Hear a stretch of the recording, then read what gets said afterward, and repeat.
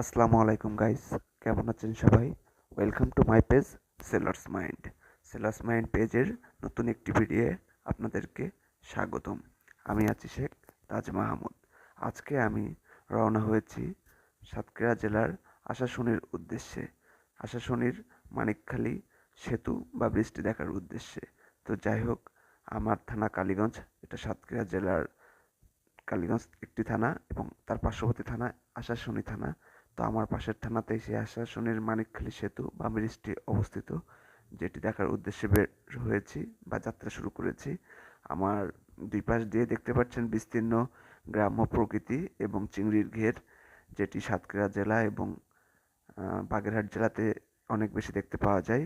এটি খুলনা বিভাগের দুইটি জেলা যেখানে এই চিংড়ির চাষ হয়, যেটাকে বলা হয় বাগদা চিংড়ি। এটি সাতক্ষীরা জেলার একটি অন্যতম বা বিখ্যাত বলা চলে এই বাগদার চিংড়ি বা বাগদার চাষ। এটি অন্য জেলাতে খুব কম দেখা যায়। এই সাতক্ষীরার এবং বাগেরহাট, খুলনার এই দুটি অঞ্চলে এটি একটু বেশি দেখা যায়।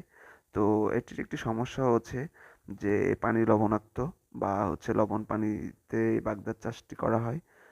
যাই হোক, তো আজকে আপনাদেরকে দেখাবো মানিকখালী সেতু বা মানিকখালী ব্রিজটি।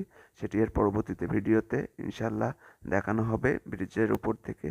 যাই হোক, আজকের মতো এই পর্যন্ত। ভালো থাকবেন সবাই, টাটা।